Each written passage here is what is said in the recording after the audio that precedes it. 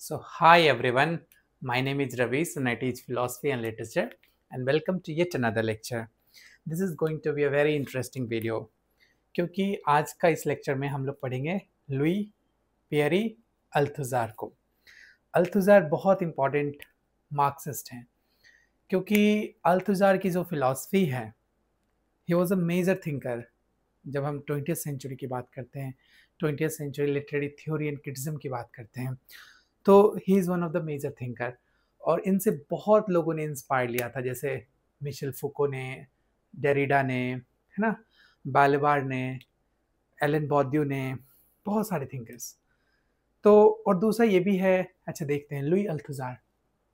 And before I begin this lecture, I would urge you to go and watch my previous videos, specially structuralism के ऊपर और Marxism के ऊपर, क्योंकि structuralism का इंस्पिरेशन अल्थुजार के ऊपर भी हुआ था। इसीलिए इन्होंने क्या किया था, मार्क्सिस्ट इंटरप्रिटेशन किया, सॉरी स्ट्रक्चरलिस्ट इंटरप्रिटेशन किया मार्क्स के ऊपर, मार्क्सिज्म के ऊपर, है ना, वो हम लोग देखेंगे। बट अगर आपको स्ट्रक्चरलिज्म समझ नहीं आएगा, स्ट्रक्चरलिज्म में अगर अभी भी इश्यूज हैं, तो शायद ये लेक्चर थोड़ा डिफिकल्ट हो जाए। So this is why I'm suggesting you to go and watch my previous videos, especially on structuralism and Marxism, ताकि ये वीडियो बहुत आसानी से आपको समझ आ जाएगी। देखो, मेरा एक ही मकसद है वीडियो बनाने का कि मैं बहुत ही इजी तरीके से आपको फिलॉसफी समझा सकूं, बहुत ही आसान तरीके से मैं आपको लिटरेचर समझा सकूं, ताकि आपको कभी इश्यूज नहीं आएंगे, है ना, पढ़ने में, समझने में, चीज़ों को जानने में। देखो, यूट्यूब पे बहुत सारे लेक्चर्स हैं और वैसे भी मेरा वीडियो जो है वो वायरल नहीं हो रहा यूजुअली, जिस तरह से अदर लोगों का वीडियो वायरल हो जाता है, इवन दो क्वालिटी नहीं होता उस वीडियोस में। बट एनीवे, मैं कोशिश करता हूँ कि अपना जो समय है, कम से कम मेरा भी खुद का समय निकल जाता है ना, लेक्चर बनाने में, और मैं खुद ही कुछ ना कुछ सीख लेता हूँ अपनी ये वीडियो से। बट एनीवे, अच्छा लगेगा कि आप लोग भी सीखेंगे मेरे वीडियो से। तो लुई अल्थुजार जो थे, ही was a French Marxist philosopher, है ना, फ्रेंच मार्क्सिस्ट फिलोसोफर। अच्छा, ये वीडियो मैं पहले ही बता दूं, ये वीडियो मे बी 1 आवर का हो सकता है या उससे भी ज़्यादा, क्योंकि बहुत इंपॉर्टेंट लेक्चर है और मैं कोशिश करूँगा कि थोड़ा फनी वे में पढ़ाऊँ और आप लोग भी लास्ट तक जुड़े रहिएगा। फ्रेंच मार्क्सिस्ट फिलोसोफर, ठीक है। और इनकी जो आइडियाज़ थी, इनकी जो थ्योरीज थी, इन्होंने क्या किया था, स्ट्रक्चरलिज्म को री इंटरप्रिटेशन किया था मार्क्सिज्म में। तो कह सकते हैं स्ट्रक्चरलिस्ट री इंटरप्रिटेशन, स्ट्रक्चरलिस्ट री इंटरप्रिटेशन ऑन मार्क्सिज्म, है ना। जब तक हम समझेंगे नहीं कि राइटर किस तरह से लिख रहा था, है ना, तब तक हमें पता नहीं चलेगा कि राइटर कहना क्या चाह रहा था। क्लियर है। तो फ्रेंच मार्क्सिस्ट फिलोसोफर थे, स्ट्रक्चरलिस्ट री इंटरप्रिटेशन था उनका मार्क्सिज्म के ऊपर, है ना। क्योंकि अगर देखा जाए, उनका जो एफर्ट था वो मार्क्सिस्ट लिटरेरी थ्योरी को रेस्क्यू करना था, क्योंकि मार्क्सिज्म जो था वो इकोनॉमिक्स बेस्ड था, है ना। और ये चाहते थे कि इकोनॉमी ही बेस्ड ना हो, बल्कि economy, humanism as well as idealism, हर चीज़ इसके अंदर इंक्लूड हो। इसलिए आइडियाज़ का जो मतलब आइडियाज़ जो हैं इनके फिलॉसफी में बहुत ज़्यादा है ना, हम लोग देखेंगे। Now he was also a professor of philosophy.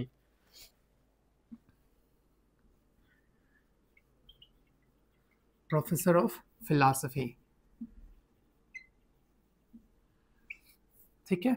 ये फ्रांस में एक जगह थी, एक यूनिवर्सिटी थी, इकोले नॉर्मले सुपीरियोरी, जहाँ पे ये वर्क करते थे, ठीक है।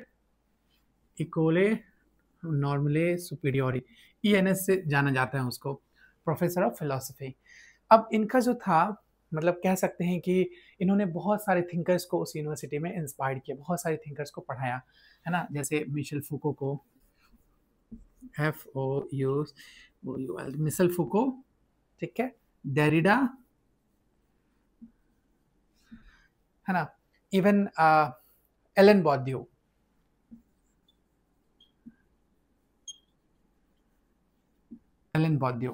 ये सारे बहुत मेजर थिंकर है। मिशेल फुको, याक डेरिडा, एलन बॉर्ड्यू, है ना, ये सब बहुत इंपॉर्टेंट फिलोसफर्स हैं। इन सबको इन्होंने इंस्पायर किया था, इन सबको इन्होंने पढ़ाया था।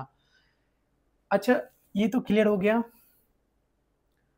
अब लुई अल्थुजार जो थे, अब देखो यहाँ से पता चला ना, स्ट्रक्चरलिस्ट रीइंटरप्रिटेशन ऑफ मार्क्सिज्म। अब ये हम देखेंगे किस तरह से वो कर रहे थे। इनका जो सबसे मेजर वर्क था उसका नाम था aetiology and ideological state apparatus. Aetiology, इसको मैं रब करके दोबारा से लिखता हूँ। हमारे लिटरेचर के लिए स्पेशली इनका work aetiology and ideological state apparatus he important है ना। यूजुअली मैंने देखा है बहुत सारे लोग वीडियोस बनाए, इवन मैं भी जब बहुत पहले वीडियो बनाया था तो उसमें सिर्फ और सिर्फ इडियोलॉजिकल स्टेट अपैरेटस और रिप्रेसिव स्टेट अपैरेटस की बात किया था। लेकिन आज के वीडियो में हम इन डेप्थ एनालिसिस करेंगे, इन डेप्थ हम इसको समझने की कोशिश करेंगे कि इडियोलॉजिकल स्टेट अपैरेटस में ये कहता क्या है। तो बुक का टाइटल था इडियोलॉजी एंड ideological state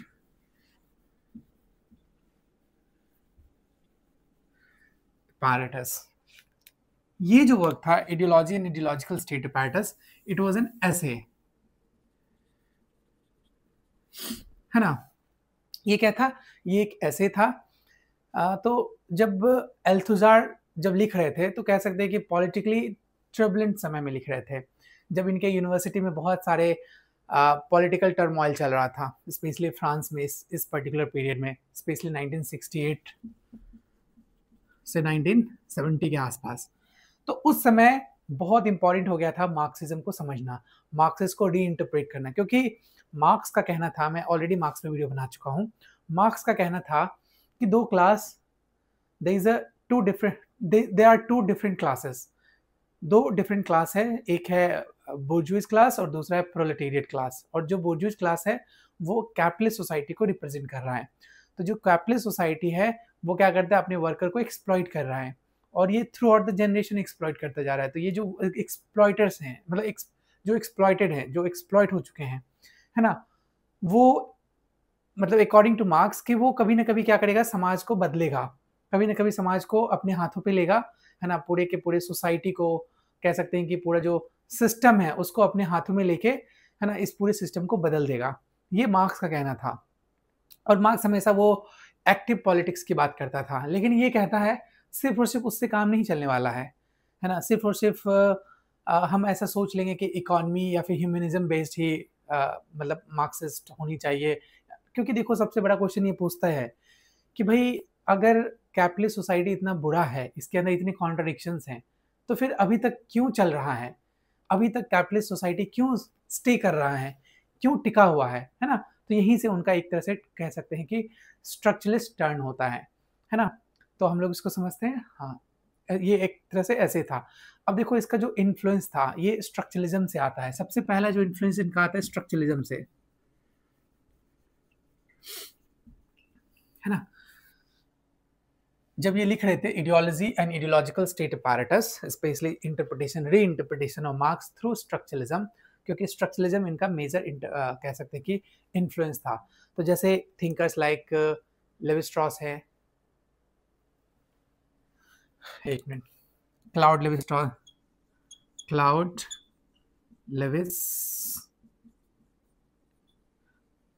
है ना, क्लाउड लेवी स्ट्रॉस है, या फिर फर्डिनेंड डी सोशर हैं, यहाँ से इन्होंने इन्फ्लुएंस लिया, यहाँ से इन्होंने स्ट्रक्चरलिज्म को पढ़ा, स्ट्रक्चरलिज्म को जाना, फिर वहाँ से इन्फ्लुएंस लेके इन्होंने मार्क्सिज्म के ऊपर अप्लाई किया। स्पेशली जब हम लैंग्वेज, किनशिप या फिर आइडियोलॉजी की बात करते हैं, स्ट्रक्चरलिज्म में जब हम लैंग्वेज,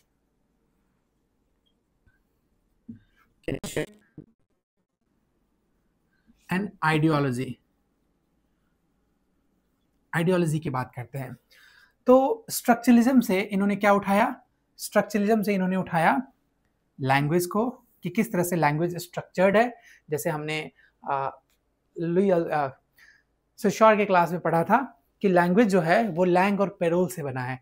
लैंग एक उसकी बड़ी एंटिटी है और पैरोल जो है उसका छोटा यूनिट है ना, वो स्ट्रक्चर्ड वे में है। और फिर जब हम लैंग्वेज को फिर से समझने की कोशिश करते हैं तो साइन और सिग्निफायर के थ्रू समझते हैं ना। उसके बाद किनशिप में एक लीडर होता है ना, किनशिप, मैं ऑलरेडी क्लैन के ऊपर वीडियो बना चुका हूँ, आप वहाँ से जाके देख सकते हैं।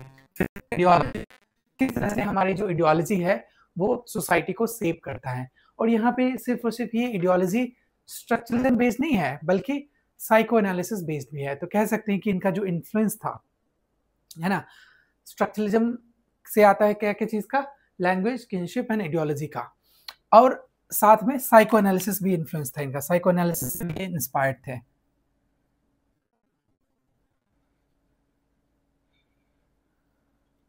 साइको एनालिसिस से भी इंस्पायर्ड थे, और इन्होंने साइको एनालिसिस से क्या क्या लिया, बहुत सारी चीजें ली।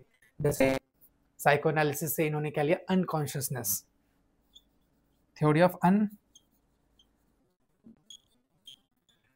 अनकॉन्शियसनेस, है ना। जैसे अनकॉन्शियसनेस मोस्टली हमारा 90% जो हमारा ब्रेन का पार्ट है वो अनकॉन्शियस ब्रेन में होता है, जो भी चीज़ें हम करते हैं, है ना।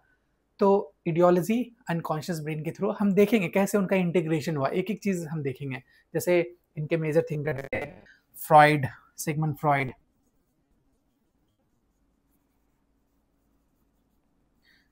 और लकां, है ना। शायद मैं लकां पे भी और फ्रॉइड पे भी वीडियो बना रखा है, तो आप देख सकते हैं जाके, शायद 1 साल पहले।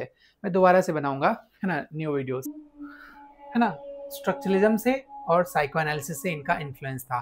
देखो ये सबसे बड़ा क्वेश्चन कहते हैं कि देखो मार्क्सिज्म जो हमें बताता है, स्पेशली जब हम क्लासिकल मार्क्सिज्म को पढ़ते हैं, है ना, तो वहाँ पे कॉन्ट्रडिक्शन है किस चीज़ का, कैपिटलिज्म का।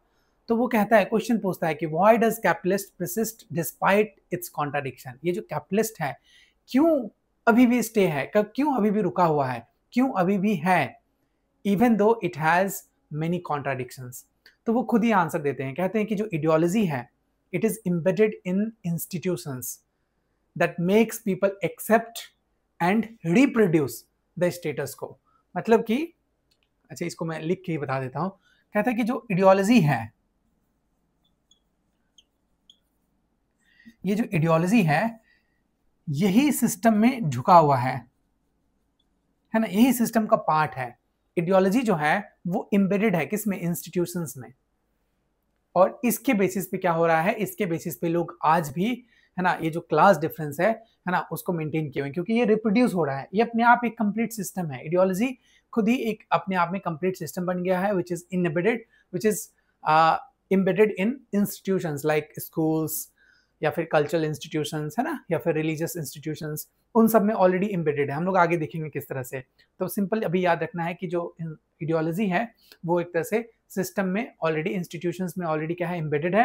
And precisely because of that ये जो मार्क्सिज्म है, ये जो कैपिटलिज्म है वो अभी भी सर्वाइव कर रहा है, even though it has many contradictions. ठीक है, अब लोग चलते हैं, समझते हैं कि reproduction of the condition of production, मतलब प्रोडक्शन का जो रिप्रोडक्शन हो रहा है ना, बार बार उसको कैसे रिप्रोड्यूस कर रहे हैं।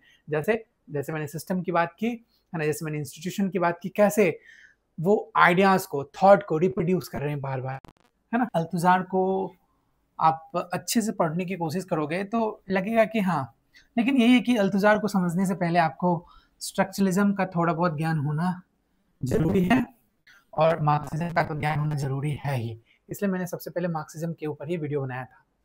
तो कहता है reproduction of the conditions of production.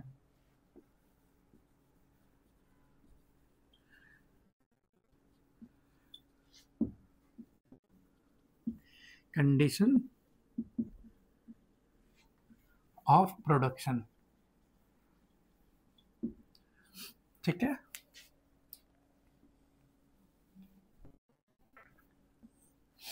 यहां कहता है कि जो कैपिटलिज्म है, कैपिटलिज्म को फंक्शन करने के लिए society must reproduce to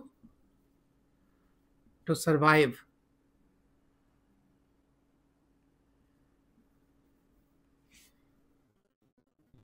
capitalism society को दो चीज का रिप्रोडक्शन बहुत जरूरी है। पहला कहता है कि द मीन्स ऑफ प्रोडक्शन, पहला है द मीन्स ऑफ प्रोडक्शन।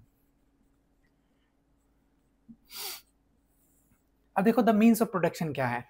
अच्छा, दूसरा है the relation of the production, explain करूंगा मैं। तो कहता है इन ऑर्डर टू सेव या in order to survive a capitalist society, इसने कंडीशन डाला कि दो चीजें की जरूरत होती है और इसी दो चीज के थ्रू जो कैपिटलिज्म है वो सरवाइव करता है। जैसे मैंने बोला कि इतने कॉन्ट्राडिक्शंस हैं, मैंने नहीं मतलब अल्थुजार ने बोला कि despite having so many contradictions अभी भी सोसाइटी कैसे कैपिटलिस्ट समाज को एक्सेप्ट कर रहा है।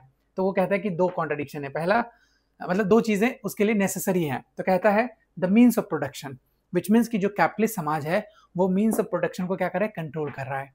तो मीन्स ऑफ प्रोडक्शन में कैसे क्या क्या आ गया, मशीन्स हो गए, टूल्स हो गए, इंफ्रास्ट्रक्चर्स हो गए, है ना। इसमें क्या क्या आ गया, मशीन्स हो गए, टूल्स हो गया, इंफ्रास्ट्रक्चर हो गया, रॉ मटेरियल्स हो गया। और दूसरा कहता है, ये क्लियर है, दूसरा कहता है कि the relation of the production,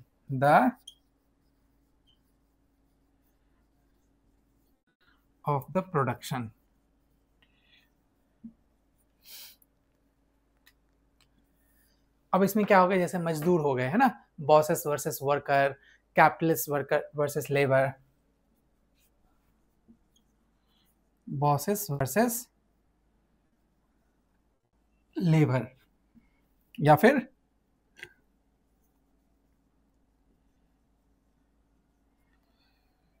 bosses versus labour, या फिर वर्कर, या कैपिटलिस्ट वर्सेस लेबर। यहाँ पे वर्कर कर सकते हैं इसको थोड़ी देर के लिए। तो कहता है, फिर से कहता है, in order to survive, capitalism को किस दो चीजों की रिप्रोडक्शन की जरूरत होती है। तो कहता है पहला द मीन्स ऑफ प्रोडक्शन की जरूरत होती है और इसको रिप्रोड्यूस करने की जरूरत होती है, और दूसरा the relation of the production, जिसमें कि बॉस और वर्कर का रिलेशन, दूसरा कैपिटलिस्ट वर्सेस लेबर का रिलेशन, है ना। ये अगर मेंटेन नहीं कर पाएंगे, अगर ये इसको रिप्रोड्यूस नहीं कर पाएंगे बार बार, तो हमारा कैपिटलिस्ट सोसाइटी अपने आप कोलैप्स कर जाएगा।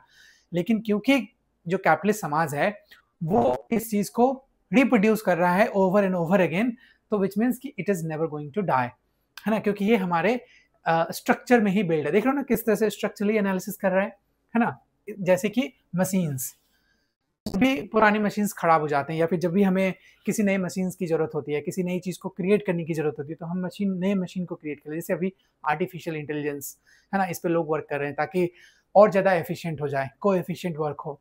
दूसरा टूल्स, अगर हमें किसी चीज की जरूरत है, किसी पर्टिकुलर चीज को बनाने, किसी भी पर्टिकुलर मैकेनिकल टूल की जरूरत है, तो हम टूल्स को क्रिएट कर लेते हैं, है ना। और फिर इंफ्रास्ट्रक्चर, अगर हमें किसी चीज को बिल्ड करने की, जैसे कार को बिल्ड करना है, तो कार को बिल्ड करने के लिए हमें उस तरह का इंफ्रास्ट्रक्चर क्रिएट करना पड़ लेता है ना। हमेशा समय के साथ हम इंफ्रास्ट्रक्चर को चेंज करते हैं। जैसे अभी इंडिया के अंदर क्या है, नई नई ट्रेन आ रही है, नमो भारत, वंदे भारत, क्यों, क्योंकि वहाँ पे भी क्या है, कार ट्रेन की जो इंफ्रास्ट्रक्चर है समय के साथ बदल रही है, चेंज हो रही है, क्योंकि हमें उसकी जरूरत है। क्यों, क्योंकि ज़्यादा से ज़्यादा कैपिटल प्रोड्यूस कर सके। जैसे वंदे भारत का टिकट महंगा होता है, उसी तरीके से जिस तरह से नमो भारत की टिकट्स महंगी होंगी, है ना। फिर कहते हैं कि रॉ मटेरियल्स, ऑब्वियस बात है कि हमें प्रोड्यूस करना पड़ेगा raw materials more and more, so that we can create more out of that and we can earn more out of that. तो ये जो कैपिटलिस्ट सोसाइटी है इसको क्या कर रहा है, बार बार रिप्रोड्यूस कर रहा है। फिर बॉसेस वर्सेस वर्कर, हर जगह है, जहां भी किसी भी कैपिटलिस्ट समाज में आप जाओगे, चाहे स्कूल्स में, कॉलेजेस में, यूनिवर्सिटी में, इंस्टीट्यूशंस में, या फिर कहीं भी कोई इंसान वर्क कर रहा है ना, चाहे कॉर्पोरेट जॉब कर रहा है, कॉर्पोरेट लॉयर है, कॉर्पोरेट वर्कर है, तो वहाँ पे भी देखोगे बॉसेस वर्सेस वर्कर है। एक बॉस जाएगा तो दूसरा उसको रिप्लेस कर दिया जाएगा, फिर तीसरा रिप्लेस कर दिया जाएगा, फिर चौथे से रिप्लेस कर दिया जाएगा, विच मीन्स की these are replaceable as well as reproductible. उसके बाद रिप्रोड्यूसिबल, सॉरी, उसके बाद कैपिटलिस्ट वर्सेस लेबर, वही है कि हमेशा हमें कैपिटल की जरूरत पड़ती है, हमेशा जहाँ पे कैपिटल की जरूरत पड़ेगी वहाँ पे हमें लेबर की जरूरत पड़ेगी, है ना, किसी चीज को बिल्ड करने के लिए या किसी चीज को बनाने के लिए या फिर एक कैपिटलिस्ट सोसाइटी को मेंटेन करने के लिए। तो यहाँ पे कहता है कि ये जो मटेरियल इनपुट है, जैसे एग्जांपल के थ्रू अगर हम देखें, जगह बचा नहीं है, वैसे एग्जांपल में यही लिख देता हूँ। जैसे एग्जांपल के थ्रू अगर एक कार फैक्ट्री के अंदर देखें, तो कार फैक्ट्री में क्या होगा, कार फैक्ट्री में सबसे पहले मटेरियल इनपुट चाहिए होगा हमें, यहाँ लिख देते हैं एग्जांपल, कार फैक्ट्री, उसमें क्या चाहिए हमें, मटेरियल इनपुट। तो मटेरियल इनपुट में क्या चाहिएगा हमें, स्टील चाहिए होगा, मशीन्स चाहिए होंगे, इलेक्ट्रिसिटी चाहिए होगा, कलरिंग चाहिए होगा, है ना, तभी हम मटेरियल को मेंटेन कर सकेंगे, है ना, बार बार रिप्रोड्यूस कर सकेंगे कार को। और दूसरा हमें चाहिए होगा human labour, human, we would be needing human labor, है ना. So these are the two things that we require, material input as well as human labor, in order to continue working as a capitalist, कह सकते हैं कि society, या फिर as a capitalist production system, right. तो in order to survive a capitalist production system, in order to survive a capitalist society, these two are the most essential things, या फिर these two are the things that we need to reproduce over and over again, है ना. अगर इसको छोड़ देंगे, इसको खो देंगे, तो हमारा कैपिटलिस्ट सोसाइटी क्या होगा, खत्म हो जाएगा. और कैपिटलिस्ट समाज इसलिए खत्म नहीं हो रहा क्योंकि ये दोनों चीजें इम्बेडेड है उनके अंदर. इसलिए कहता है कि जो सेकंड रिक्वायरमेंट है उसके अंदर, जो सेकंड रिक्वायरमेंट है ह्यूमन लेबर, तो उसके अंदर हमें कैसा लेबर चाहिए होगा, डोसाइल लेबर चाहिए होगा, स्किल्ड चाहिए होगा, इडियोलॉजिकली कंडीशन चाहिए होगा, है ना. और ये कहाँ से हमें आता है, ये हमें सिर्फ और सिर्फ इकोनॉमी से नहीं आता है. This is where he moves from Marx, क्योंकि Marx always talks about economy, economy and economy, but he says यहाँ पे क्या होता है, ये स्किल्ड लेबर सारे के सारे कहाँ से आ रहे हैं, इडियोलॉजिकली आ रहे हैं, इंस्टीट्यूशंस लाइक स्कूल्स, स्कूल से आ रहे हैं, या फिर कह सकते हैं कि फैमिलीज, मीडियाज. क्यों, क्योंकि जो ह्यूमन लेबर है ना, उसके लिए किस चीज की जरूरत होगी, उसके लिए चाहिए होगा ओबे करना, है ना. ह्यूमन लेबर क्या करेगा, ओबे करेगा अपनी मास्टर्स का, ओबे करेगा उसके थॉट को, है ना, या फिर उसको स्केड्यूल को फॉलो करेगा, स्केड्यूल को फॉलो करेगा, है ना. तो इन सारी चीजों के लिए उनको क्या चाहिए होगा, एक डोसाइल वर्कर चाहिए, एक स्किल्ड वर्कर चाहिए, एक इडियोलॉजिकल कंडीशनड वर्कर चाहिए. कंडीशन, इडियोलॉजिकल कंडीशन का मतलब हो गया कि सेम फेज पे होना चाहिए वर्कर भी. जैसे सपोज अगर मान के चलो अभी बीजेपी की सरकार है, तो इंस्टीट्यूशंस में, स्पेशली वैसे इंस्टीट्यूशंस में जिसका वाइस चांसलर बीजेपी सपोर्टर है, तो ऑब्वियसली वाइस चांसलर सोचेगा कि रजिस्ट्रार या फिर और भी जो उनके नीचे या उनके समक्ष जो बैठते हैं, जो काम करते हैं, है ना, जिनका साथ उसे चाहिए होगा, वो भी बीजेपी सपोर्टर हो, सेम आइडियोलॉजी से बिलोंग करता हो, है ना. तो ये जो कंपैटिबिलिटी है, इसी को बोला गया आइडियोलॉजिकल कंडीशनड, वैसे हमें चाहिए होता है. तो ये क्या है, इस चीज का रिप्रोडक्शन हो रहा है again and again, so that a capitalist समाज कैन सर्वाइव. ठीक है, अब आगे चलते हैं किस तरह से स्कूल्स हैं, कॉलेजेस हैं, फैमिलीज हैं, मीडिया हैं, ये किस तरह से आइडियोलॉजी के अंदर एक कंडीशनड वे में है, इंटैंगल्ड है, उसको हम आगे देखते हैं. ठीक है, ये क्लियर है. तो ये था reproduction of the condition of the production, which means कि रिप्रोडक्शन के लिए क्या क्या कंडीशंस होने चाहिए थे, है ना, कैपिटलिस्ट सोसाइटी को सरवाइव करने के लिए, एक कैपिटलिस्ट, है ना. Now Althusser talks about the two apparatuses of the state. तो पहला apparatus है ideological state apparatus और दूसरा है repressive state apparatus. So वो distinguish करता है दो different apparatuses के बारे में. तो पहला है repressive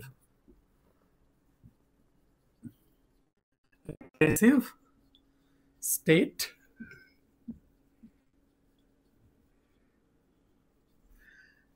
apparatuses, जिसको उसने बोला repressive state apparatuses. अब जैसे repressive state apparatus क्या है, ये दो apparatuses की बात कर रहा है, the two apparatuses of the state. कहता है कि किसी भी स्टेट में, किसी भी स्टेट को चलाने के लिए, किसी भी पावरफुल लीडर को स्टेट को चलाने के लिए दो apparatuses की जरूरत पड़ती है. पहला repressive state apparatus, ये इडियोलॉजी है. रिप्रेसिव स्टेट apparatus, इसका मतलब है जैसे आर्मी, पुलिस, कोर्ट्स, है ना, इसमें आ गया आर्मी, पुलिस, कोर्ट्स, या फिर इसको कह सकते हैं कि इसके अलावा और भी चीजें आप ऐड कर सकते हो, आपके ऊपर डिपेंड करता है. जैसे प्रिजन्स हो गए, है ना, प्रिजन्स भी आप ऐड कर लो. तो इसके थ्रू स्टेट क्या कर रही है, आपको कंट्रोल करती है, आर्मी के थ्रू, पुलिस के थ्रू, कोर्ट्स के थ्रू, प्रिजन के थ्रू. और दूसरा है repressive state apparatus, sorry, ideological state apparatus, ideological state apparatus, इसको बोला गया ideological state apparatus, एब्रिएशन है वो। तो ये जो ideological state apparatus हैं, इसमें क्या क्या आ जाएगा? इसमें जितने भी इंस्टीट्यूशंस हैं, जैसे गवर्नमेंटल इंस्टीट्यूशंस हो गए, है ना, जैसे आप एग्जांपल के थ्रू ले सकते हो रूल गवर्नमेंट का इंस्टीट्यूशन, या फिर हाँ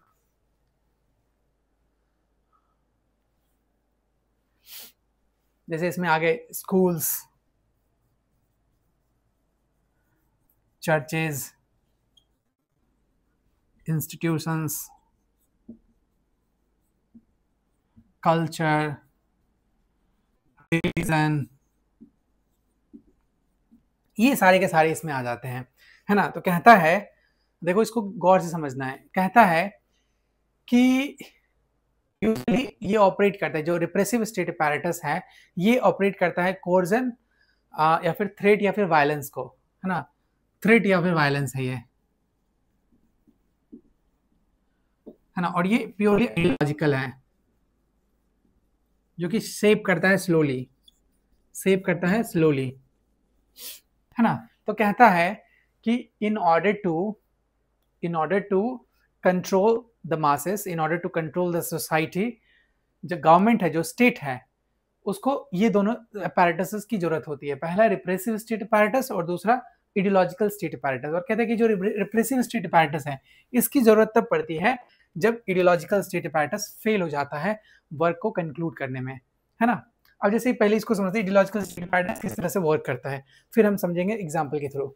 तो जैसे हमने बोला स्कूल्स, ये जो स्कूल है, स्कूल क्या करता है ना, स्कूल के अंदर आप देखोगे सिर्फ और सिर्फ मैथमेटिक्स या फिर ग्रामर की तो पढ़ाई नहीं होती है, बल्कि आपको बहुत सारी चीज़ें सिखाई जाती है, जैसे पंक्चुअलिटी के बारे में, है ना, आप कितने पंक्चुअल हो स्कूल में, पंक्चुअलिटी के बारे में आपको सिखाया जाता है। फिर आपको वैल्यूज, बिहेवियर्स, इन सारी चीज़ों के बारे में बताया जाता है, वैल्यूज, बिहेवियर्स, है ना।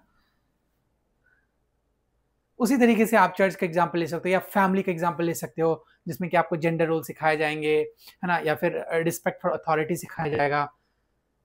इसमें फैमिली भी आप ऐड कर सकते हो। या फिर अगर हम मीडिया का एग्जाम्पल लेते हैं, दूसरा मीडिया भी ऐड कर लो आप, मीडिया। अब जैसे हमने मीडिया को लिया, तो मीडिया आपको क्या सिखा रहा है? मीडिया आपको सिखा रहा है कंज्यूमरिज्म, कि आप प्रोडक्ट खरीदोगे तो आप उसमें अच्छे लगोगे, या फिर नेशनलिज्म, इंडिविजुअलिज्म,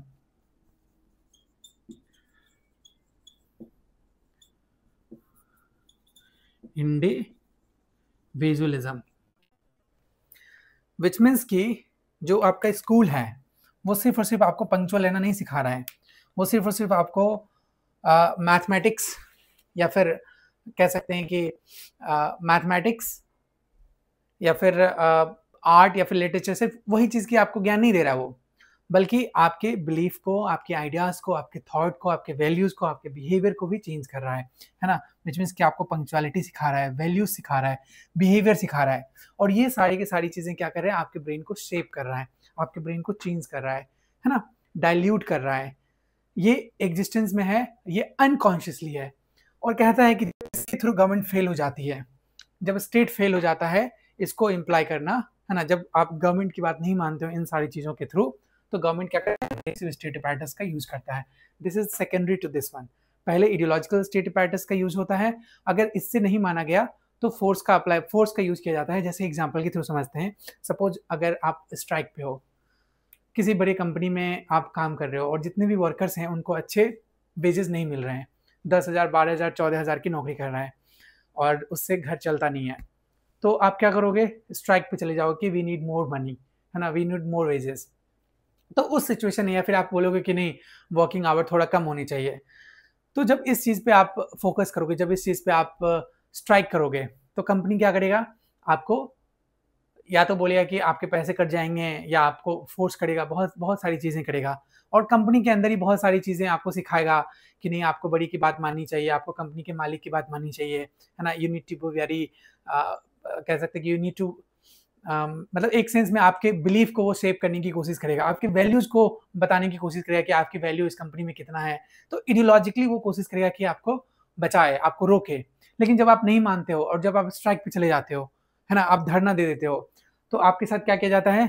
पुलिस बल का यूज किया जाता है, आर्मी का यूज किया जाता है, कोर्ट्स का यूज किया जाता है, प्रिजन का यूज किया जाता है ना। जैसे अगर किसी ने कह सकते हैं कि जैसे एक और एग्जांपल लेते हैं, है ना, क्योंकि हम लोग इंस्टीट्यूशन में, हम लोग यूनिवर्सिटीज़ में, तो यूनिवर्सिटी में भी देखोगे, जैसे अभी बिहार के स्कूल टीचरों के साथ हुआ था। तो स्कूल टीचरें, उनकी भर्ती निकली, बहाली निकली, बहाली होने के बाद भी उनको पोस्टिंग नहीं मिला, तो जिसकी वजह से उन्होंने धरना प्रदर्शन किया। अब देखो, इडियोलॉजिकली वो चेंज करने की गवर्नमेंट बहुत कोशिश की, बहुत कोशिश करता है पहले, लेकिन जब लोग चेंज नहीं होते हैं, जब लोग धरना पे बैठ जाते हैं, है ना, पटना में जाके, तो फिर क्या होता है कि पुलिस फोर्स का यूज किया जाता है और सबको डंडा मार के भगा दिया जाता है। तो यहाँ पे उसने क्या यूज किया? रिप्रेसिव स्टेट अपैरेटस का यूज किया। तो गवर्नमेंट क्या करती है? किसी भी सोसाइटी को, किसी भी समाज को कंट्रोल करने के लिए he needs repressive state apparatus और इडियोलॉजिकल स्टेट अपैरेटस। पहले इडियोलॉजिकल स्टेट अपैरेटस होता है, अगर इससे काम नहीं चलता है तब रिप्रेशन यूज किया जाता है, तब एग्रेशन यूज किया जाता है, तब थ्रेट यूज किया जाता है। तो अगली बार जब भी आप स्ट्राइक पे जाओगे किसी भी मामलों को लेके, है ना, तो अगर आप पे लाठी बरसाई गई तो आप समझ लेना कि गवर्नमेंट क्या यूज कर रहा है? रिप्रेशन यूज कर रहा है, रिप्रेसिव स्टेट अपैरेटस यूज कर रहा है। क्लियर है? आगे चलते हैं।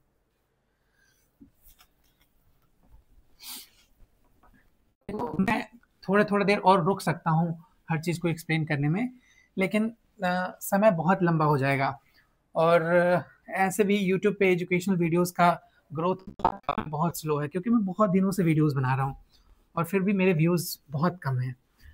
तो इसलिए मैं कोशिश करूँगा कि कम कम समय लेते हुए चीज़ों को अच्छे से एक्सप्लेन कर दूँ। अब अल्थुज़ार जो हैं वो बातें करते हैं ideology as a material practices. क्या हुआ इसका मतलब? आइडियोलॉजी जो है वो एज ए मटेरियल की तरह काम करता है ना। तो आइडियोलॉजी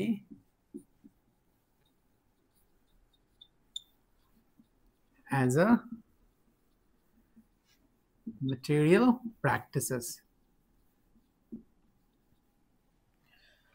ये जो आइडियोलॉजी है ना, ये जो आइडियोलॉजी है वो किस तरह से मटेरियल प्रैक्टिसेस में काम आता है? जैसा हमने देखा था पिछले जितने भी क्लासेस मैंने लिए हैं, खासकर मार्क्सिज्म के ऊपर, तो मार्क्स के अनुसार आइडियोलॉजी उतना इम्पॉर्टेंट नहीं था, बल्कि इकोनॉमिक्स और क्लास स्ट्रगल, वो दोनों, है ना, अकॉर्डिंग टू इकोनॉमी और according to Karl Marx, economy और क्लास स्ट्रगल, है ना, वो मटेरियल प्रैक्टिसेस में आते थे। लेकिन यहाँ पे अल्थुज़ार जो है उन्होंने रैडिकल मूव लिया and he argued that the ideology जो है isn't just a set of ideas। तो जो आइडियोलॉजी है it is not simply a set of ideas। Usually हम आइडियोलॉजी को सेट ऑफ आइडियाज मानते हैं ना, अपने अपनी जो बिलीफ है वो मानते हैं, बट वो कहता है कि जो हमारे दिमाग में सेट ऑफ आइडियाज है वही आइडियोलॉजी नहीं है, बल्कि इट इज अ मटेरियल, है ना, enacted through rituals, practices and institution. Enacted through क्या?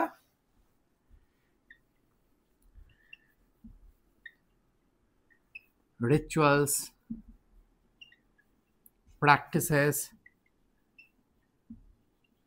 है ना, रिचुअल्स, प्रैक्टिसेस या फिर इंस्टीट्यूशंस। कोई भी इंस्टीट्यूशंस हो सकता है, कल्चरल इंस्टीट्यूशन, है ना, पॉलिटिकल इंस्टीट्यूशन। क्लियर है? कहता है जो आइडियोलॉजी है, ideology is not simply just a set of ideas, but it is more than that, because it is enacted through rituals,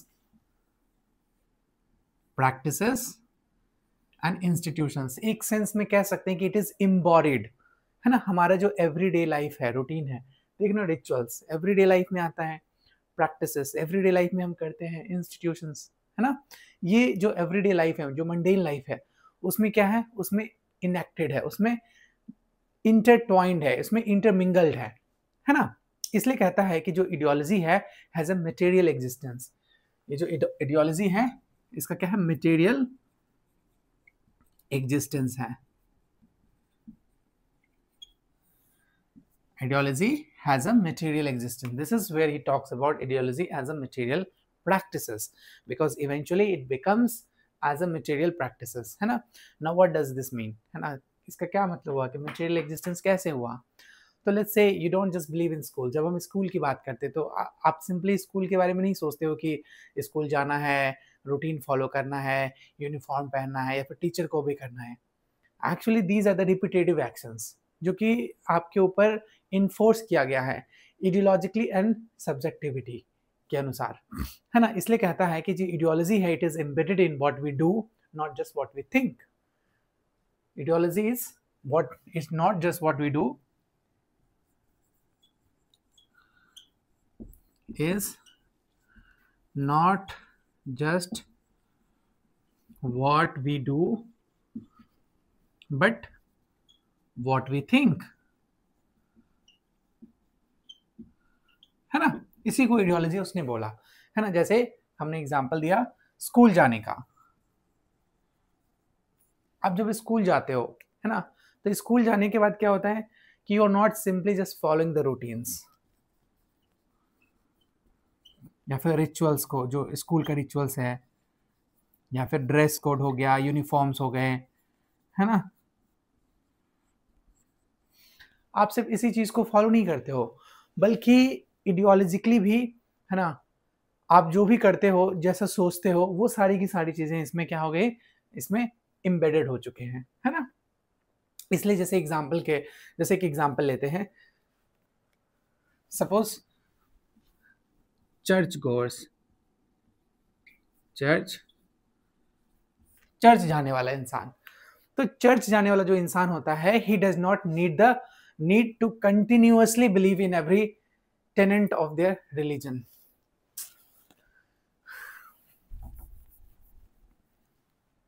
अब जैसे एग्जांपल लेते हैं चर्च गोर्स, है ना. ये जो चर्च गोर्स हैं, जो चर्च जाने वाले होते हैं, चर्च जाने वाले हमेशा तो ऐसा नहीं है कि सारे के सारे टेनेंट्स जो हैं बिल्कुल प्योर रिलीजियस होते हैं, है ना, एकदम सैक्रिमेंटेशन, मतलब प्योर रिलीजियस सैक्रिमेंट्स के होते हैं, ऐसा तो है नहीं. लेकिन वो लोग क्या करते हैं, पार्टिसिपेट करते हैं as a whole, as a mass. They participate as a whole,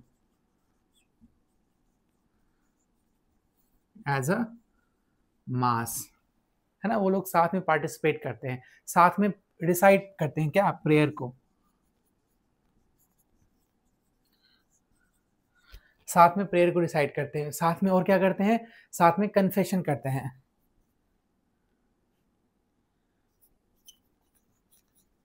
confession rituals, है ना. ये सारे के सारे परफॉर्म करते हैं वो लोग साथ में, है ना. तो एक सेंस में कह सकते हैं कि मेटेरियली दे आर इनएक्टिंग, मतलब मेटेरियली इनएक्टिंग इडियोलॉजी हो गया, है ना. तो क्योंकि जो चर्च गोर है, they are not simply believing in God, they are not simply you know as a tenant of their religion, but also they are participating as a mass, they are participating together, they are reciting prayers together, है ना. they confess एक तरह से ritual के अनुसार, है ना. तो ये एक तरह से ट्रेडिशन में आ गया, एम्बेडेड हो गया एवरीडे लाइफ में. तो इडियोलॉजी जो है वो सेट ऑफ आइडियाज ही नहीं है, ये जो आपका पर्सनल आइडियाज है, पर्सनल थॉट्स हैं, है ना, पर्सनली आप जो सोचते हो, आपका जो विचार है, आपका जो सेट ऑफ आइडियाज है, सिर्फ वही नहीं है, बल्कि enacted through rituals, practices, institutions. आप स्कूल का भी एग्जांपल ले सकते हो, जैसे मैंने दिया, स्कूल में आपको रूटीन फॉलो करना पड़ेगा. Each and every student has to follow the routines, rituals and dress codes, है ना. तो ये आपके इनेक्टमेंट हो गया, एवरीडे लाइफ में इनेक्टमेंट हो गया, है ना, हर रोज आप करते हो. अब देखो मेरा ये सब पढ़ाने का ये मकसद नहीं है कि आप पॉलिटिकली वो हो जाओ, है ना, कि ऐसा केस ऐसे तो हमेशा ही होता है. मैं बस ये समझाने की कोशिश कर रहा हूँ, या फिर ये जो अल्थुजार हैं ये समझाने की कोशिश कर रहे हैं, वो समझने की, वो क्रिटिक करने की कोशिश कर रहे हैं, वो सोसाइटी को समझने की कोशिश कर रहे हैं, वो जानना चाहते हैं कि समाज किस तरह से बिहेव करता है, समाज किस तरह से एक्ट करता है. और जब आप अल्थुजार को अच्छे से पढ़ोगे, है ना, या फिर आप इस पूरे लेक्चर को देखने के बाद आप अल्थुजार को समझ पाओगे कि समाज एक्चुअली में किस तरह से, किस प्रिंसिपल्स पे, किस आइडियोलॉजी पे वर्क करता है, किस तरह से चेंज होता है ना. तो एक सेंस में कह सकते हैं कि जो आइडियोलॉजी है लिव्स इन एक्शन, बट जैसे कि आपके रिचुअल्स में, जेस्चर्स में, हैबिट्स में, है ना, रिचुअल्स में, जेस्चर में, हैबिट्स में. तो आइडियोलॉजी कहाँ लिख दूँ, आपके रिचुअल्स में होगा,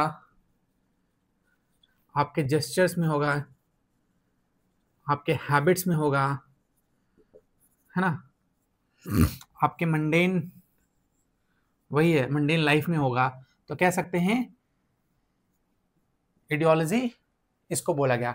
अब जब आप ये एवरीडे लाइफ में, मंडेन लाइफ में चीजें बार बार रिपीटेशन में करते हो, तो वो क्या हो जाता है, मटेरियल प्रैक्टिसेस में बदल जाता है ना। वो आपका मंडेन, जैसे प्लेटो नहीं, एरिस्टोटल ने बोला था, everything we repeatedly do is not an act, it's a habit. So eventually when you do things in repetition, it becomes your habit, and once it's habit, once it becomes your habit, it is a material practices, because you keep on doing the same and same thing over and over again, है ना। और आप उस चीज को embedded, आपकी जो psychological understanding, आपकी जो इडियोलॉजिकल अंडरस्टैंडिंग, उसमें embedded हो जाता है। आप अनकॉन्शियसली, ये सारी की सारी चीजें अनकॉन्शियसली होता है, और आप अनकॉन्शियसली उस चीज को एज अ रिचुअल एक्सेप्ट कर लेते हो, है ना। इस तरह से आपकी जो आइडियोलॉजी है वो आपको सेव करता है, वो आपको चेंज करता है। तो यहीं पे वो कहता है कि जो ये जो आइडियोलॉजी है जिसने आपको सेव किया, जैसे आप स्कूल्स में एक कोड को फॉलो करते हो, उसी तरीके से आप स्कूल की जगह यहाँ पे अगर कॉर्पोरेट जॉब का एक उदाहरण ले सकते हो। तो कॉर्पोरेट जॉब में जो रूटीन है, आपको समय पे पहुंचना है, आपका जो रिचुअल है ना, या फिर जो विशल की घंटी बजती है ना, जब ऑफिस का वर्क स्टार्ट होता है, ड्रेस कोड होता है, इन सारी चीज़ों को आप ऑलरेडी स्कूल के समय में ही सीख लेते हो, है ना। आपके अंदर इम्बेडेड है, बचपन से ही आप ये चीज़ को सीखते आते हो, रिचुअल्स की तरह काम करते हो। कह सकते हैं कि एक टर्म उन्होंने कॉइन किया था, इंटरप्लेशन, जो कि बहुत इंपॉर्टेंट है। यूजुअली जितने भी एग्ज़ाम्स होते हैं स्टेट लेवल के या फिर पूरे इंडिया लेवल के, है ना, जैसे यूजीसी नेट हो गया, स्टेट हो गया, तो इन लोगों का फेवरेट क्वेश्चन होता है, हमेशा से मैंने देखा है, कि जो ऑथर कॉइन टर्म, मतलब टर्म को कॉइन करता है, वहां से क्वेश्चंस पूछता है। और कभी कभी वो मैच द फॉलोइंग में इस तरह के क्वेश्चंस पूछते हैं, है ना। तो क्या है इंटरप्लेशन? इंटरप्लेशन है क्या?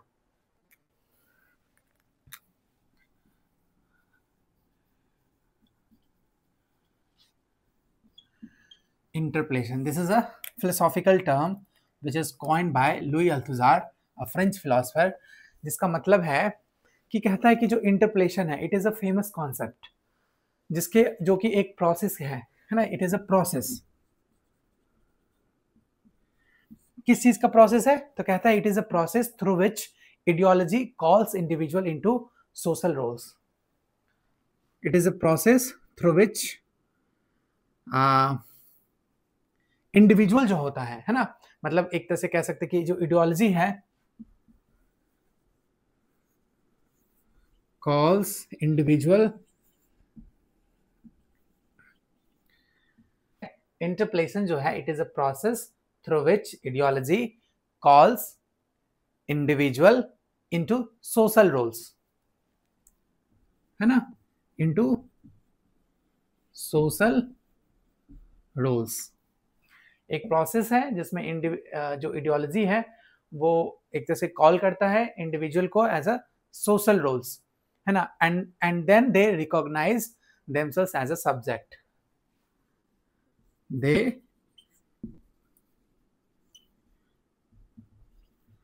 As a subject. देखो इसको अच्छे से समझते हैं, पहले तो इस टर्म को समझ लेते हैं, फिर एग्जाम्पल के थ्रू मैं समझाऊंगा और इसका मतलब क्या है, व्हाट डज इट मीन, है ना। तो कहता है जो इंटरप्लेशन है is a concept given by Louis Althusser, जो कि एक प्रोसेस है, और ये खासकर कैपिटलिस्ट समाज में होता है। एक प्रोसेस है जिसके अंदर जो आइडियोलॉजी है it calls an individual into a social role, which means कि इंडिविजुअल को सोशल रोल में बदल देता है, किसी भी इंडिविजुअल को सोशल रोल में डिफाइन कर देता है ना, और उसको रिकॉग्नाइज करता है एज अ सब्जेक्ट, है ना, एज अ सब्जेक्ट। इसलिए कहता है कि जैसे सोसाइटी जो है, सोसाइटी हॉल्स और addresses you in a way that positions you with in a structure. आप एक स्ट्रक्चर में बन जाते हो, एक स्ट्रक्चर में आप एक इंडिविजुअल हो जाते हो, मतलब एक सब्जेक्ट आपको आइडेंटिफाई करता है कि आप ये हो, है ना। जैसे एग्जांपल के थ्रू समझते हैं, सपोज एक पुलिस ऑफिसर है, जैसे एग्जांपल के थ्रू समझते हैं, सपोज एक पुलिस ऑफिसर है, है ना। आप सपोज मान के चलो ट्रैफिक का रास्ता तोड़ के आप निकल गए, है ना। तो पीछे से आपका जो ट्रैफिक पुलिस है वो बोलेगा हे यू देयर, या फिर बोलेगा अरे सुनो हे यू देयर। तो आप पीछे मुड़ के देखते हो। उस सिचुएशन में क्या होता है कि you have recognised yourself as the person being addressed, even though doesn't matter कि whether he was addressing you और समवन एल्स, बट फिर भी आपको लगता है कि उसने मुझे एड्रेस किया, है ना। तो आप एज ए सब्जेक्ट रिकॉग्नाइज होते हो वहां पे, है ना। और आपका एक सोशल रोल होता है, तो उसी को क्या बोला गया, इंटरप्लेशन बोला गया। क्लियर है। अब जैसे इसको एक और एग्जांपल के थ्रू समझते हैं। जैसे वही है कि you have accepted the position, है ना, आप उस पोजीशन को एक्सेप्ट कर लेते हो, है ना, पुलिस से कि हाँ चलो जो भी हुआ वो हुआ, एज इट हैपेंड, है ना। जैसे एग्जांपल के थ्रू दूसरा एग्जांपल, जैसे टीचर क्लासरूम का एग्जांपल ये बनता है। एग्जांपल 2 अब सपोज आप क्लासरूम में हो और आपके टीचर ने बोला कि you are a good student, है ना। सपोज उसने बोला you are a good student. तो जब टीचर ने बोला you are a good student, which means कि आपको रिकॉग्नाइज किया गया एज अ सब्जेक्ट, आपको एक सोशल रोल दिया गया that you are a good student, है ना।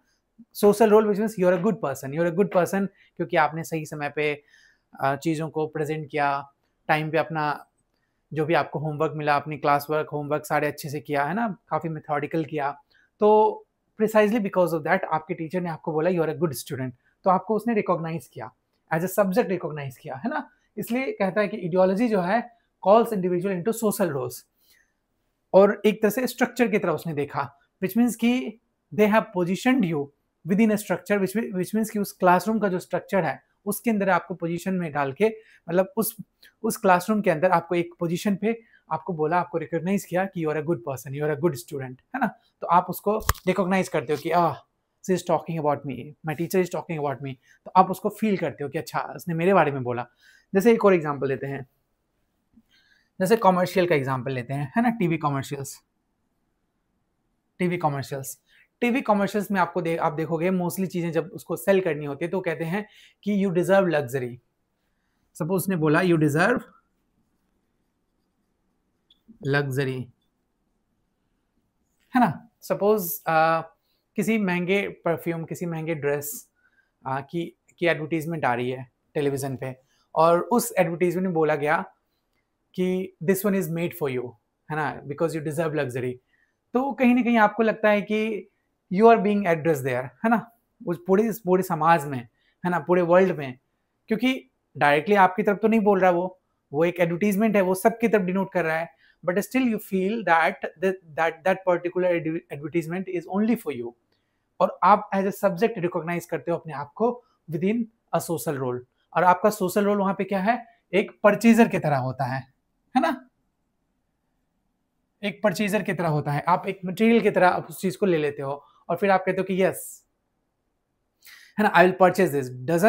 It doesn't matter whether you are earning enough money और not, but at that moment you realises that you are being socially recognized and you want to buy that particular cloth, या फिर जो भी चीजें, जिस चीज की भी प्रचार हो रही है ना। तो ये ये एग्जाम्पल था। जैसे और भी एग्जाम्पल दे सकते हैं।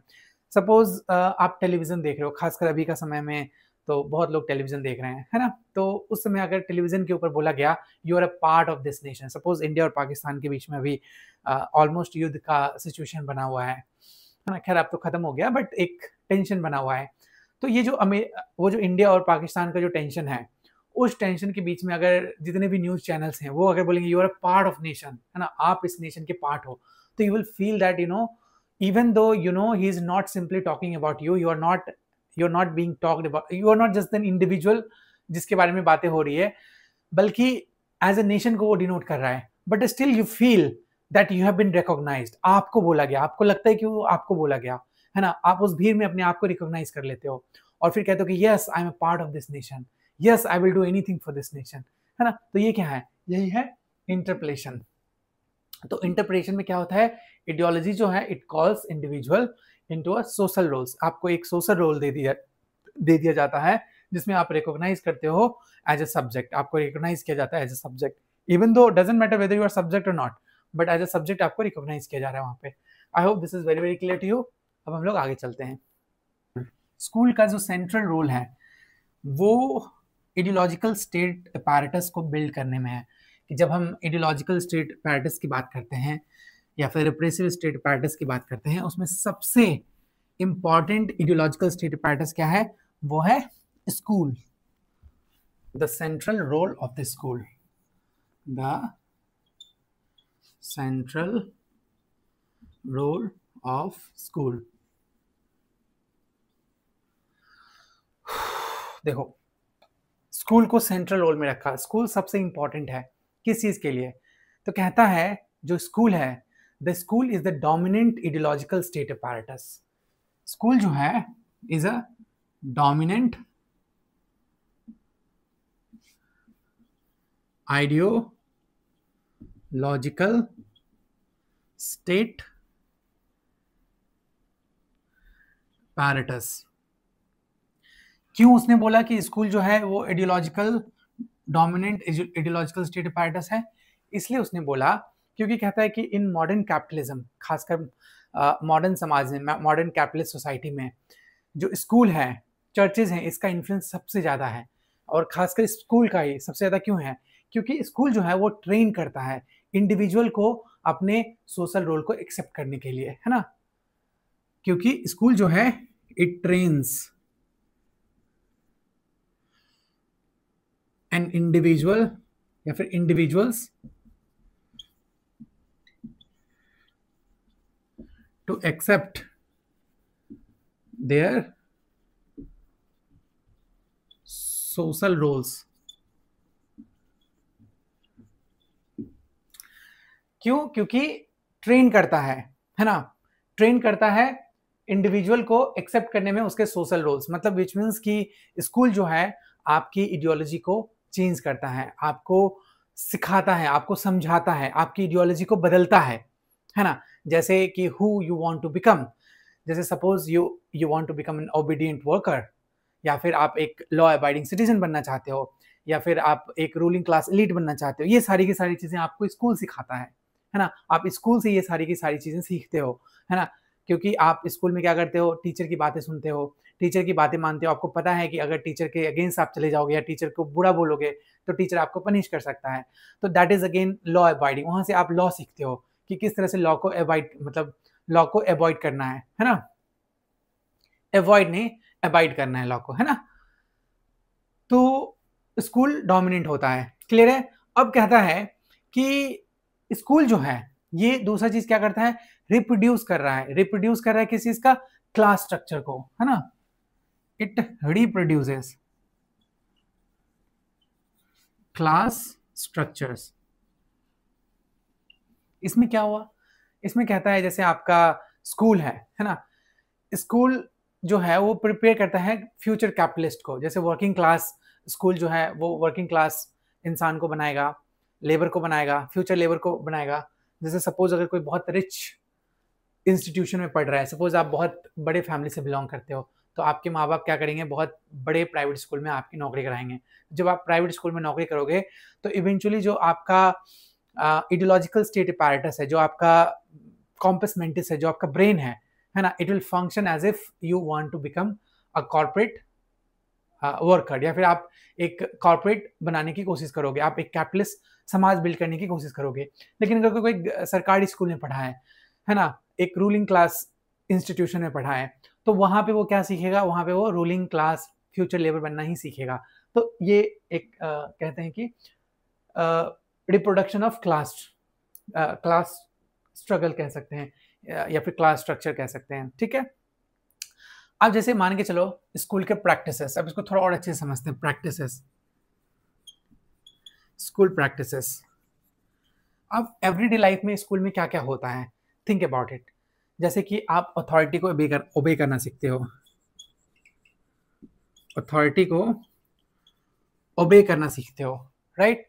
तो वहां पे टीचर और, अब यहां पे लिख देते हैं जैसे suppose school versus corporate work, है ना? Corporate job. तो स्कूल में जिस तरह से टीचर जो होता है उसी तरीके से कॉर्पोरेट में क्या होता है? बॉस होता है। तो आप एज अ टीचर को बॉस की तरह देखते हो, है ना। देख रहे हो ना, एक कैपिटलिस्ट समाज में, एक कैपिटलिस्ट सोसाइटी में बॉस होता है जो सबसे एलीट होता है, जिसकी बात हर किसी को सुनना होता है। लेकिन स्कूल में क्या हो, टीचर की बात सुनना होता है हर स्टूडेंट को। तो यहाँ से वो अनकॉन्शियसली, ये सारी की सारी चीजें अनकॉन्शियसली हो रहा है ना, अनकॉन्शियसली हो रहा है। तो अथॉरिटी आपको ओबे करना सिखाता है, जैसे टीचर बॉस बन गया। उसी तरीके से कहता है कि फॉलो स्टूडेंट्स, जो स्टूडेंट होते हैं वो फॉलो करते हैं क्या, स्केड्यूल को, है ना, स्केड्यूल फॉलो होता है। अब जो स्केड्यूल फॉलो होगा तो वो एक तरह से बेल के तरह, जैसे स्केड्यूल फॉलो होगा तो मतलब बेल बजा, अगर जब बेल बजता है तो एक तरह से आपको ऐसा लगेगा कि फैक्ट्री का विशल बजा। मतलब आपको इमेजिन कर रहा है स्कूल को कॉर्पोरेट, एक कॉर्पोरेट फर्म की तरह, है ना, कॉर्पोरेट फर्म लिख देते हैं यहाँ पे, कॉर्पोरेट फर्म की तरह। जैसे टीचर होता है तो यहाँ पे बॉस होता है, यहाँ पे बेल अगर बजी कि अगली घंटी है, अगली पीरियड है, तो इसका मतलब फैक्ट्री का विशल बजा, है ना, आप उसको रिप्लेस कर सकते हो। या फिर जैसे मेरिटोक्रेसी को सपोर्ट करता है, मेरिटोक्रेसी को सपोर्ट करता है कौन, स्कूल, विच मीन्स कि आपको बता रहा है कि you earn your position there, you earn your position by working hard। आप स्कूल में वर्क हार्ड करते हो तो आपको माना जाता है कि सबसे अच्छा लड़का है, you are a good boy, है ना, you have done great things. तो आपके जो टीचर्स हैं आपको बहुत अच्छे तरीके से देखेंगे, आपको ज़्यादा मार्क्स देंगे, है ना, आपके असाइनमेंट में ज़्यादा मार्क्स देंगे आपको, है ना, आपकी छोटी छोटी गलतियों को भी कभी कभी माफ़ कर देंगे। उसी तरीके से आप जब कॉर्पोरेट फील्ड में रहोगे, कॉर्पोरेट वर्क में रहोगे, तो जो आपका पोजीशन है वो डिटरमिन करेगा कि आप कितना हार्ड वर्क करते हो, है ना। फिर उसके बाद एक तरह से हायरार्की होता है, हायरार्की बनाया जाता है, जैसे कि आपके ग्रेड्स हो गए, डिसिप्लिन हो गए, ग्रेड्स। सेम उसी तरीके से यहाँ पे भी जो आप वर्क करते हो वहाँ पे आपके ग्रेड और आपके डिसिप्लिन के बेसिस पे आपको इंसेंटिव मिलता है। जैसे आप अगर 2 घंटे ज़्यादा वर्क कर रहे हो, आप ज़्यादा मेहनती हो, है ना, आप कंपनी के लिए ज़्यादा डेडिकेटेड हो, तो क्या होता है कि आपको ज़्यादा इंसेंटिव मिलता है। तो ये जो सेंट्रल रोल स्कूल जो एक तरह से कैसे फंक्शन करता है आइडियोलॉजिकल स्टेट अपैरेटस में, वो यहीं से करता है, विच मीन्स आप स्कूल से ही सीखते हो अनकॉन्शियसली। हर बच्चा they learn they learn about their future, कि how they want to become in future, है ना, what they want to become in future, what they want to do in future, है ना, from their school itself। क्योंकि school से ही आप उस ritual को फॉलो करते हो, आप उस कह सकते कि एक तरह से मंडेन लाइफ जो दिनचर्या है, रूटीन है, उस चीज़ को फॉलो करते हो और वही चीज़ आपके अंदर इम्बेडेड हो जाते हैं, वही चीज़ आपके अंदर आ जाता है ना, अनकॉन्शियसली वो सारी सारी चीज़ें आप स्कूल से ही सीख रहे हो।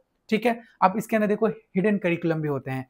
ये सब तो करिकुलम है कि आप मैथ्स, फिजिक्स, केमिस्ट्री, है ना, whatever the subject there is, आप उस चीज़ को पढ़ते हो। लेकिन उसके अलावा भी बहुत सारे अनस्पोकन लेसन्स होते हैं, जैसे आप डिसिप्लिन, कंपटीशन, रिस्पेक्ट, हायरार्की, है ना, जैसे मैंने बोला हायरार्की, ये सारी की सारी चीज़ें आप मतलब एक तरह से कह सकते हैं कि इनडायरेक्टली सीखते हो, अनस्पोकन लेसन की तरह सीखते हो, है ना। जैसे एक क्लासरूम है, तो इन क्लास क्या होता है कि एक स्टूडेंट है जो कि क्वेश्चन करता है अथॉरिटी को, तो उसको पनिश कर दिया जाता है। तो आप अनकॉन्शियसली इस चीज़ को सीख रहे हो, है ना, बचपन से ही आपको पता चल गया है कि अगर आप अथॉरिटी के अगेंस्ट जाओगे, अथॉरिटी के अगेंस्ट कुछ बोलोगे, तो आपको पनिश कर दिया जाएगा। वैसे मैं हमेशा ही कहता हूँ कि one person can not change the society. अगर जो सोसाइटी खुद ही करप्ट है तो एक पर्सन सोसाइटी को चेंज नहीं कर सकता। मेरे साथ भी हुआ था कॉलेज में, है ना, मैं नया नया ज्वाइन किया था, तो I couldn't know how corrupt this society is. मैं सोचा था कि बच्चों को बहुत अच्छे से शिक्षा दूंगा, बच्चों को बहुत अच्छे से पढ़ाऊंगा, है ना, बिहार को बच्चों को बहुत ऊपर ले जाऊंगा। बट फिर मैंने देखा कि पढ़ाई लिखाई में कम, लेकिन जो नॉर्मल जो पॉलिटिक्स है, local caste politics, gender politics, है ना, ये जो इतना भरा पड़ा है, एकदम चीप पॉलिटिक्स, है ना, इनसे पूरा का पूरा इंस्टीट्यूशन भरा पड़ा है। तो one single man can never change a entire society, a entire structure, है ना। ये सब कहने के लिए बोगस बातें हैं, है ना। मैं भी सुनता हूँ कि बड़े बड़े फिलोसफर थिंकर्स बोल गए कि एक इंसान पूरी दुनिया को बदल सकता है। It's not possible, it's never possible, है ना, क्योंकि उसके अंदर आपको बहुत फोर्स की जरूरत होती है, otherwise you will be dead. Anyway, I hope this is very very clear to you. अब हम आगे चलते हैं। अब कहते हैं कि जो कैपिटलिज्म है उसकी एफिशिएंसी किस में है, इडियोलॉजी में है। जिस तरह से इडियोलॉजी जो है हमने अभी स्टैब्लिश किया, इस इडियोलॉजी जो है वो स्कूल्स में सबसे ज़्यादा एफिशिएंट होता है, और स्कूल को माना गया the most efficient ideological state apparatus. उसी तरीके से अल्थुजार कहते हैं कि स्ट्रक्चरलिज्म कह रहा हूँ मैं, कैपिटलिज्म में, है ना, आइडियोलॉजी सबसे एफिशिएंट होता है ना। तो कह सकते हैं कि capitalism and the efficient of ideology.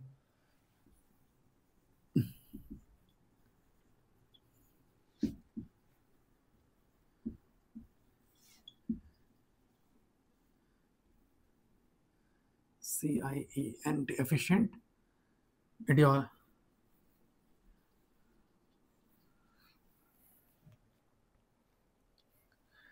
Capitalism and the efficiency of ideology. अच्छा, एफिशिएंसी भी लगा सकते हैं, एफिशिएंसी ऑफ, है, जो कैपिटलिज्म है उसकी एफिशिएंसी कहाँ है? आइडियोलॉजी में है, ठीक है। उसकी एफिशिएंसी कहाँ है? आइडियोलॉजी में है। जैसे कहता है लुई अल्थुजार, कहते हैं कि उनका जो इंसाइट है खासकर आइडियोलॉजी में, तो कहते हैं कि आइडियोलॉजी मेक्स कैपिटलिज्म डोमिनेंट या फिर डोमिनेशन एफिशिएंट, विच मीन्स कि जब आपके अंदर आइडियोलॉजी स्ट्रॉन्गेस्ट होल्ड करेगा, जैसे कैपिटलिज्म में दो क्लास, बुर्जुइज क्लास और प्रोलेटेरिएट क्लास, बुर्जुआ क्लास और प्रोलेटेरिएट क्लास, दो डिफरेंट क्लास थे, और इकोनॉमी उसके बेसिस पे कैपिटलिज्म चलता था, है ना, डोमिनेट होता था।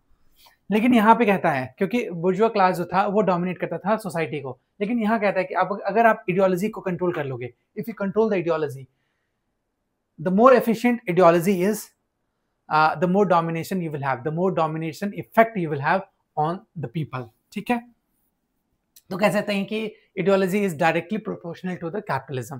क्लियर है? आप जिस तरह की आइडियोलॉजी बिल्ड करना चाहते हो, इसलिए कहता है कि क्योंकि ये थ्रू कंसेंट वर्क हो रहा है, ना कि बाय फोर्स, थ्रू कंसेंट,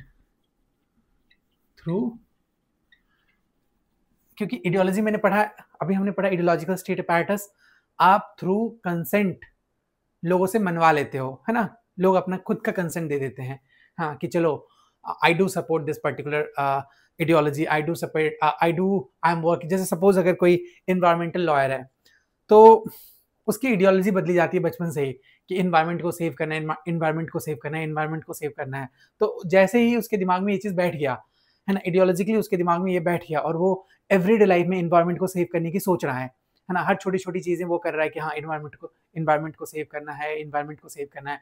तो इवेंचुअली वो क्या करेगा, एक अच्छा मतलब वैसे फर्म में काम करने, मतलब उस वैसे फर्म में उसको काम करना अच्छा लगेगा जहाँ पे वो इन्वायरमेंट को सेव कर रहा है। तो कह सकते हैं कि थ्रू आइडियोलॉजी जो है ना, थ्रू कंसेंट, जब आपकी आइडियोलॉजी स्ट्रांग होती है तो आप एफिशिएंट हो जाते हो कैपिटलिज्म को मेंटेन करने में। तो इस तरह से वो कहते हैं कि किस तरह से कैपिटलिज्म को मेंटेन किया जा सकता है, या फिर किस तरह से कैपिटलिज्म में even though there is lot of contradictions, but capitalism stage as it is even today, है ना। आज भी कैपिटलिज्म को बदला नहीं गया, या फिर आज भी कैपिटलिज्म को बदल के हम सोशलिज्म में नहीं बदल गए, या फिर अदर किसी इज्म में नहीं बदल गए, है ना। जैसे इसका एग्जाम्पल ले सकते हैं कि अमेरिकन ड्रीम, जिसमें बोला जाता है कि if you work hard then you can achieve anything.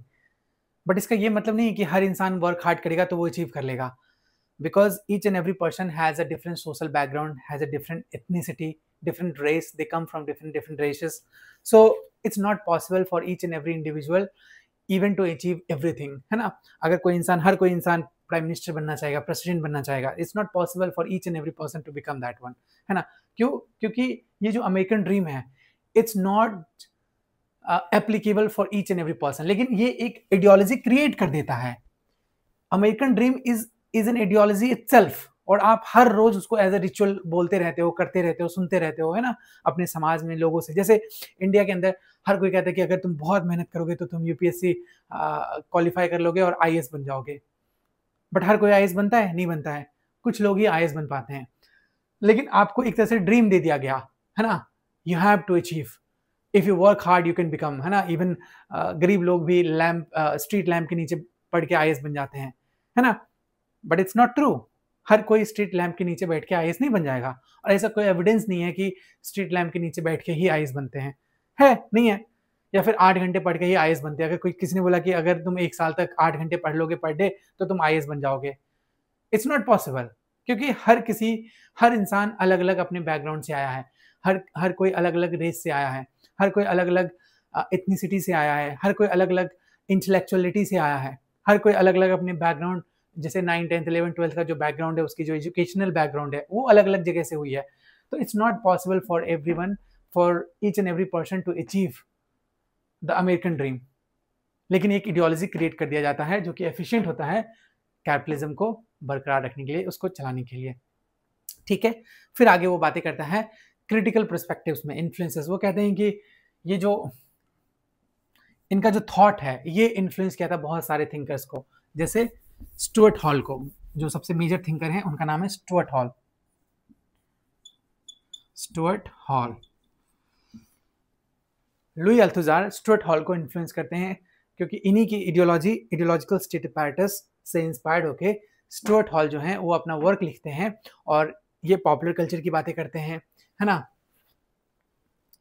ये मीडिया की बातें करते हैं, पॉप कल्चर, वही है पॉपुलर कल्चर ही पॉप कल्चर है, पॉप कल्चर की बातें करते हैं, है ना। और एक और राइटर थी जूडिथ बटलर, जो इनसे काफी इंस्पायर्ड थी, जूडिथ बटलर, जो जेंडर पे बातें करती है, जेंडर पे बातें करती है, आइडेंटिटी पे बातें करती है, ये भी आइडेंटिटी पे बातें करता है। ठीक है, तो स्टुअर्ट हॉल इंस्पायर्ड थे, जूडिथ बटलर इंस्पायर्ड थी, मिशेल फुको इंस्पायर्ड थे, even Foucault was very much inspired by Louis Althusser. उनका जो वर्क है डिसिप्लिन एंड इंस्टीट्यूशन, यहीं से इंस्पायर्ड हुआ था। खैर अब जगह नहीं बचा, मैं कहाँ लिखूं, है ना। आप इसको एज अ मॉडर्न एग्जाम्पल ले सकते हो, अगर आप कह सकते हैं न्यू लिबरल मार्क्सिज्म अगर पढ़ना चाहोगे, या उस सिचुएशन में आप, जैसे मॉडर्न एज में आप सोशल मीडिया यूज करते हो, इंस्टाग्राम, फेसबुक, है ना, वहाँ पे क्या हो रहा है, वहाँ पे सपोज एग्जाम्पल के थ्रू समझते हैं, सपोज किसी एक आदमी ने कार के साथ पोस्ट किया, है ना, लैम्बोर्गिनी कार के साथ पोस्ट किया और उसने लिखा हैशटैग बिलियनियर, हैशटैग अचीव्ड गोल, या हैशटैग पॉपुलर, या फिर हैशटैग सक्सेस। तो you start feeling as if you can buy a Ferrari, if you can buy a Lamborghini, then you have achieved the success, but that is not the reality. एक Lamborghini हो जाना ही achievement को नहीं दर्शाता, but still you have it in your mind, ideologically you process that thought and you accept it, है ना, और आप उसको उस चीज के पीछे पड़ जाते हो फिर कि नहीं अब मुझे वही खरीदना है। तो इसी तरीके से आप बहुत महंगी महंगी चीजें खरीद लेते हो जब आपको सोशल मीडिया पे दिखाया जाता है कि यू डिजर्व दिस, है ना, यू डिजर्व दैट, इसके बिना तुम्हारा लाइफ बेकार है ना, without this your life is unfulfilled, without this you won't be happy, है ना। जैसे 10,000 के शूज दिखाएंगे, एयर जॉर्डन जैसे हो गया, ऐसे दिखाएगा जैसे वो थिन की तरह है, बिल्कुल आप हवा में उड़ने लगोगे, but is it really possible? No. लेकिन फिर भी आपको वो ड्रीम दिखाया जाता है। जैसे सबसे अच्छा, मैं हमेशा आईफोन को ट्रोल करता हूँ, even though I use an iPhone, but iPhone सबसे वर्स्ट फोन है, but still it sells somewhere around lakh and 1.5 lakh के आसपास। आप सोचो इतनी महंगे फोन बेच रहा है एप्पल, और प्रीटी मच 10,000 का फोन हर चीज कर देगा जो आईफोन करता है ना, except for the camera. Camera थोड़ा अच्छा है आईफोन का, but apart from that iPhone में कुछ भी नहीं है। लेकिन जो टिम कुक हैं हर साल रिपीटेड में आके क्या बोलेंगे कि हमने इसको बहुत प्यार से आपके लिए बनाया है ना, we have made for you, we have made an iPhone for you, we have designed specially for you. तो जो कैरेक्टर है, जो व्यूअर्स हैं, है ना, उसको देखने के बाद उसको लगता है कि सच में आईफोन तो मेरे लिए ही बना है, आईफोन जैसा फोन कुछ है ही नहीं। तो हर कोई क्या करता है, अपने जितने भी उसने पैसे कमाए हैं सारे के सारे पैसे आईफोन में लगा देता है, बट आईफोन एक्चुअली में डिजर्व नहीं करता वो चीज़, है ना। Even though it doesn't matter whether you are earning 20,000 25,000 per month, but still you want to purchase that iPhone, और आप उस फोन को खरीदने के लिए जी जान लगा देते हो क्योंकि आप अपनी हैप्पीनेस उसमें ढूंढ चुके हो, है ना। इसी तरीके से आइडियोलॉजी आपको चेंज कर देता है और कहता है कि इसी वजह से, प्रिसाइजली बिकॉज ऑफ दैट, जो मार्क्सिज्म के थ्रू जो हम जब हम समाज को पढ़ते हैं, जब हम सोसाइटी को पढ़ते हैं, है ना? जब हम कैपिटलिस्ट सोसाइटी को पढ़ते हैं, तो जिसमें मार्क्स ने बोला था कि प्रोलेटेरिएट समाज जो है, वो बुर्जुआ समाज को क्या करेगा, हटा देगा और कैपिटलिस्ट समाज सोशलिज्म में बदल जाएगा, वो नहीं हुआ। क्योंकि even though there is multiple कह सकते हैं कि आपस में कॉन्ट्रडिक्शन है, but still it survives because of the ideology and ideological state apparatuses. और ये क्या है, एम्बेडेड है हमारे रिचुअल्स में, हमारे एवरीडे लाइफ में, है ना? हमारे मंडेन लाइफ में, which can never be changed, क्योंकि जो स्टेट है, उसने इस चीज़ को समझ लिया है और उसने आपको इसी तरह, इसलिए मैं कहता हूँ कि जब स्टेट समझ चुका है, जब जब अब आपके करिकुलम में, आपके इंस्टीट्यूशंस में, आपके रिचुअल्स में, आपके रिलीजन में इस चीज़ को पढ़ाया जा रहा है, तो आप उस चीज़ को चेंज नहीं कर सकते। जैसे मैं हमेशा कहता हूँ कि बीजेपी बीजेपी एक दिन में तो बीजेपी नहीं बनी ना, बीजेपी की सरकार एक दिन में नहीं बनी। अब बीजेपी ने बहुत हर तरीके का एंगल यूज़ किया उसने, उसके पास हर हर चीज़ का काट है, मतलब जो भी है। Anyway, that's all for today. I hope you have enjoyed the lecture, even though it's a hell lengthy lecture. Uh, but anyway, I will see you in the next one. अगली वीडियोस में हम आपसे मिलते हैं, तब तक